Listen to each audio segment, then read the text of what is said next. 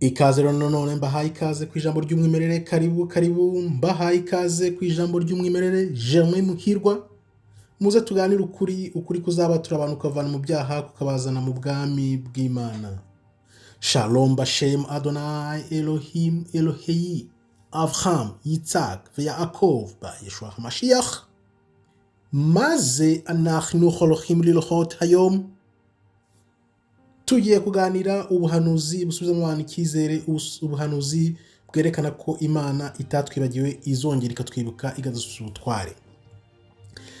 Ndabasuje rero mu izina ry'Uwiteka Imana ishobora byose, Imana ya Abraham, Isaac na Yakobo, mu izina ry'umwami wacu Yeshua HaMashiach benshi bita Kristo.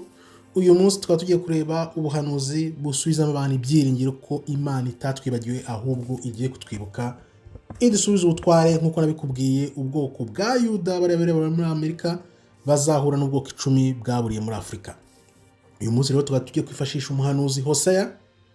Imana yatumye ku bantu be kugira ngo ibabwire ibi. Nk'uko wibuka, Imana iratubwira muri Hosea 4:6 ngo ubwoko bwanjye burimbutse kubera kutamenya, kubura ubwenge. Wibura ubwenge rero, shaka ijambo ry'Imana uryibikeho, uryinjizemo, uryimariremo, uryipakiriremo, nibwo uzabuhuka. Uyu munsi rero tukaba tugiye kureba muri Hosea 11, 12, 13 na 14, turebe icyo Imana itubwira uyu munsi nuko tugomba kwitwara. Imana rero ifitiye urukundo abantu bayo, nubwo twayinaniye tukananirana, tukigira ibihangange, tukigira indakoreka, Imana iracyadukunda niko itubwira, ntabwo yaturetse. Imana rero idufata nk'abana bayo, uko yadukujije ikatwiyegereza, ikaduha ijambo, ikaduha ubuntu, ikaduha agakiza kayo, ntabwo tugomba kwitera umugongo. Byagenze gute rero? Byose bijya gutangira rero twateye Imana yacu umugongo, tujya kwambaza ibigirwamana. Nicyo cyatumye Imana ituvana akaboko. Ariko yadushyiraho uwo mutwaro, uribuka bya bintu nakweretse by'iminyururu yadushyize mu ijosi, iduteza ababisha kugira ngo baturimbire kugeza batunogonoye, bakadushyiramo iminyururu y'ibyuma mu ijosi. Imana iravuga iti, iyo minyururu nabashyirishijemo nimunyibuka mukangarukira, nzongera nyibakuremo mu abantu banjye. Ese ni gute nabibagirwa? Ntabwo nshobora kubareka, ntibikabe niko Imana itubwira. Imana rero iraduha ibyo byiringiro ko idashobora kutureka na gato, ahubwo nitwongera kuyishaka n'umutima wacu wose, n'ubwenge bwacu bwose, n'imbaraga zacu zose, Imana izongera ikatubera Imana yacu, natwe tukayibera abantu. Imana rero wibuke iratubwira iti, ubwoko bwanjye urabona mwacitsemo kabiri. Hari Israeli ya ruguru yari ifite ubwoko 10 n'igice cy'epfo cya Yuda. Urabyibuka uko byagenze umwami Salomo amaze gutanga, Israeli imaze gucikamo kabiri. Umugaragu wa Salomo Jeroboam niwe wajyanye bwa bwoko 10 nk'uko byari byarahanuwe. Wibuke bwa buhanuzi bw'udutambaro 12 bamwereka ukuntu azafata udutambaro 10 kuri utwo 12. Noneho umuhungu wa Salomo Roboam akaba ari wasigaranye Yuda na Benyamini mu majyepfo. Imana rero nirwo rubanza yadushyizeho, itubwira iti, mwanze kunyumvira, none dore ngiye kubateza ababisha babanogonore. Kubera iki rero? Imana iravuga iti, mwizeye za Ashuri, mwizera Misiri, ariko muranyanga, muranyibagirwa, niyo mpamvu nabateje. Wibuke ubwoko 10 bumaze kujyanwa Ashuri, uko bwajyanye mu bunyagura, byibuka baragiye babaho mu buzima bukakaye, baratoroka. Niko batangiye kuhava ku buzima bwari bubakomereye cyane, byari impora nkubwira. Baratoroka, bamanuka amazi yose, bamanuka za Fiji, baramanuka binjira heza Australia, bageze Madagascar, binjira muri za Afrika, baratobora binjira muri Amerika y'Amajyepfo, barinda bagera ku mugabane wa Amerika mu majyaruguru. Nuko nkuko bahageze. Ibyo byose babitewe n'iki? Ko biringiye Ashuri, bakiringira hehe? Bakiringira za Misiri. Imana rero ibateza abo baga, barabarimbura, nuko baje kuhatoroka barahava.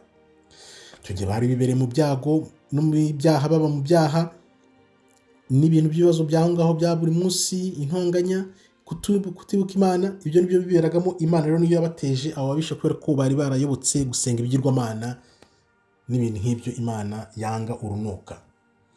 Babagaho mu kutagira umugayo, ubuhemu Imana ivuga bayikoreye. Reba, Imana igukure mu Misiri ariko wange kuyumva. Nibyo njya mvuga buri gihe, reba Imana igukuye mu Misiri ikakwambutsa inyanja itukura, ubireba n'amaso yawe ukambuka, warangiza ugatana nanone ugatera Imana umugongo. Nibyo byatumye rero Imana iduteza abo babisha kugira ngo batwambike ya minyururu y'ibyuma kugeza batunogonoye. Imana iragira iti nabohereje abahanuzi benshi bababwira ko ibi bintu mugomba kubyitondera.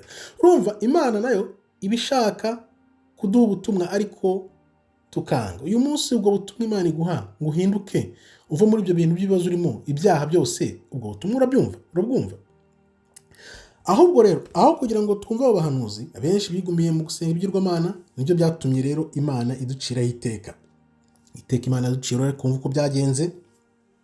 Imana irongera ikatwibutsa nabavanye mu Misiri muri Egiputa.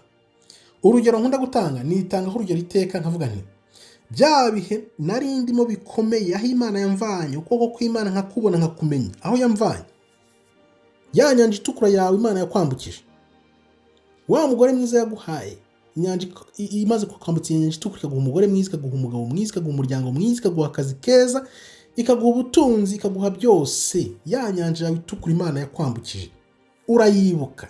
Cyangwa nawe wabibonesheje amaso umaze urenganye wambutse wibagirwa Imana?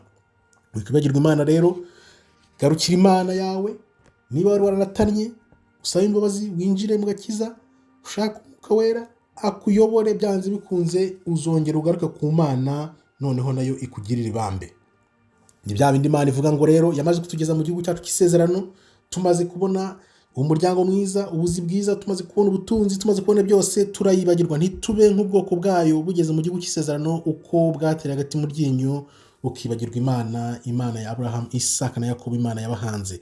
Ntibibe nk'uko rero, wibikora nk'uko, ahubwo hindukira ugarukira Imana nayo kugira ngo ikomeze ikuyobore mu nzira nziza. Imana rero irakubwira iti niba byaragenze gutyo ukibagirwa, izagutera igutunguye, igutere nk'intare, igutere nk'urusamagwe, igutere ku buryo uzatungurwa nawe uyobore uko ibintu bigenze. Imana rero tugomba guhora natwe tuyishimira iteka kandi tuyishyira imbere mu byo dukora byose kugira ngo igumane natwe, ikomeze tuyobore, itubere urumuri, idushyiremo urumuri, natwe tubere abantu b'Imana urumuri. Icyo kintu ugomba gusaba Imana, uvuga uti Mana mbabarira, umfashe mbe urumuri rw'abantu bawe nk'uko nanjye wanyiyeretse, nkabona ukuboko kwawe, nkakumenya. Nibyo bintu bizatuma tubaho mu mudendezo n'umunezero n'Imana yacu. Imana irakubwira iti uracyafite amahirwe, ufite amahirwe, ariko se amahirwe waba ahubwo atari umupfayongo utazi no kuyakoresha ahubwo uyitesha. Benshi kuri ino si dukora ibyaha, ibaza Imana iramutse iduhannye nk'ibyaha dukora, ikaduhanira ibyaha dukora umunsi ku munsi bikagaragarira amaso y'umuntu, nta waba akiriho, sinzi ko hari uwabirokoka. Imana irakubwira ngo rero uracyafite amahirwe yo kuba wagaruka mu gakiza, ukaza mu busabane n'Imana. Imana noneho nayo ikakwiyereka ayo mahirwe, yakoresha neza, ntube umupfayongo. Ese uri umupfayongo? Byandike mutubwire niba utari umupfayongo, kandi nkubwire nti kandaho like kugira ngo iyi message igere ku bantu benshi. Abakomeje kwiyandikisha mwese ndanabashimiye, mbashimire byimazeyo. Mukomeze mukore subscribe, kandaho like kugira ngo ubutumwa bugere ku bantu benshi cyane. Niba unyotewe n'ijambo ry'Imana n'agakiza kugira ngo ubohoke nawe, sangiza abandi ubutumwa, ukandaho like, tugende dukomeze. Reka dukomeze rero turebe. Hari ikintu Imana itubwira uyu munsi inyuze mu muhanuzi Hosea, kandi ko itazatwibagirwa ahubwo izatwibuka. Bizagenda gute rero? Mungarukire bantu, ni mungarukire bantu banjye, ni mungarukire nanjye mbabera Imana, byanze bikunze. Nufata umwanzuro ukavuga ati kuva uyu munsi ngiye ushyira Imana imbere, ibintu byose utekereje ugashyira Imana imbere, tuzajya twese tugenda dukeburana, turebe tuti ese uyu munsi wasomye ijambo ryayo. Mumaze iminsi mbabwiye ni mutangire musome ijambo ryanyu, mugeze he? Andika mutubwire ati natangiye gusomera ijambo, ngeze aha nana. Wari watangira? Niba utaratangira, uyu munsi nanone ngukebure, tangira usome ijambo ry'Imana. Noneho twese dusangire uyu munsi, tujye tuvuga tuti uyu munsi ngeze aha, ejo nzaba ngeze aha nana. Imana rero izongera twisubize tuba abantu bayo, ariko nituyihindukirira. Urumva ko iryo ni isezerano yaduhaye, ntabwo izatureka burundu, kuko izongera kutwisubiza tukaba abantu bayo. Ni isezerano yasezeranyije abakurambere bacu ko byanze bikunze idukunda, iradukunda n'umutima wayo wose, nibyo tubwira. Niyo mpamvu we uyu munsi ureba urukundo Imana igukunda, ibyo Imana yagukoreye byose uyikunda bingana ite? Mbwira, ukunda Imana bingana iki ugereranyije n'urukundo yakweretse? Kandi Imana irakubwira iti, abantu banjye nimungarukira nzabakunda n'umutima wanjye wose. Tekereza, ibaza Imana igukunze n'umutima wayo wose. Ikindi kintu twaba turwana nacyo dushaka ni iki kwera? Twashatse mu maso y'Imana tukagarukira ikatubera Imana, tukibera muri urwo rukundo rw'ubuziraherezo n'Imana yaduhanze. Kandi icyo gihe nimungarukira abantu banjye, muzaba munsi y'amababa yanjye, nzabarengera, muzabaho iteka mbarinze, kuko mutazongera kujya kwambaza ibigirwamana ukundi. Ntabwo muzongera kujya mu bintu byatumye tudacana uwaka, muzaba iteka mu burinzi bwanjye. Kandi icyo gihe amasengesho yanyu muzajya musenga asubizwe. Niyo mpamvu uyu munsi abantu barasenga amasengesho ntasubizwe. Kubera iki? Kubera ko ntabwo bumva nyine ko bagomba kubanza kugarukira Imana, ntabwo bumva ikibazo bafitanye n'Imana. Tubanze twiyunge n'Imana, tuve mu buyobe turimo, noneho dusubize amaso inyuma, tugiye gushaka amaso y'Imana. Imana yacu yaduhanze, byanze bikunze izongera dusubize ubwo butware bwose twamye dufite kera na kare, mbere yuko iduteza ababisha ngo batunogonore, batwambike iminyururu y'ibyuma ku ijosi. Ibyo byose urabyibuka, nabikubwiye. Imana rero irakwibutsa iti, ibuka iteka ko ninjye soko y'imigisha, ninjye soko y'imigisha yanyu, nimunshaka ntacyo muzamburana. Ubu rero akaba ari ubuhanuzi busubizamo ibyiringiro, butwereka ko byanze bikunze imyaka ibaye ibihumbi n'ibihumbi. Abantu benshi bibaza ngo Imana yaraturetse, ariko uko bimeze byanze bikunze Yuda n'ubwoko 10 bwabire muri Afurika, bw'abahanuzi mpora nkubwira bw'inkora ebyiri, bugiye gusoza, ariko buzasoza ari uko twese tumaze gukanguka. Uyu munsi nkubera urumuri, nawe ubera undi muntu urumuri, twiga ijambo ry'Imana, tumenye gushaka kw'Imana, dukore gushaka kw'Imana, tugumemo, tugendere mu nzira z'Imana. Ibyo nibyo bizatuma nituba abantu bayo, Imana nayo izaba Imana yacu, ibe muri twe. Icyo gihe nta kintu tuzongera kwiburana. Uyu munsi rero nkakubwira nti, andika mutubwire uti, Imana warakoze, dore ibyo wankoreye, dore ya nyanja yanjye itukura wanyambukije, ntabwo nzabyibagirwa noneho, ahubwo ibyo byo bihora bituma wibuka, bibe isezerano riri hagati yawe n'Imana, ku buryo Imana yawe utazayireka, ahubwo uyikundisha abantu benshi cyane, baze mu gakiza, baze mu kuri, dusangire ukuri, tunyote twese. Noneho Imana nayo izongere itugirire ibambe, kuko Imana ari inyibambe iteka ryose, ntacyo tuzayiburana. Nkaba ndangije rero mbashimira abantu mukomeje kwiyandikisha cyane, subscribe, nanone abantu mukomeje gukandaho like, kugira ngo ubutumwa bugere ku bantu benshi cyane, mukomeze musakaze ku bantu benshi cyane, kugira ngo ububyutse buze bugere mu bantu, noneho twongere Imana dusubize bwa butware twamye dufite kera na kare. Nkaba mbashimira rero mbikuye ku mutima. Imana ibarinde. Shalom, shalom, toda haba, tov meyod.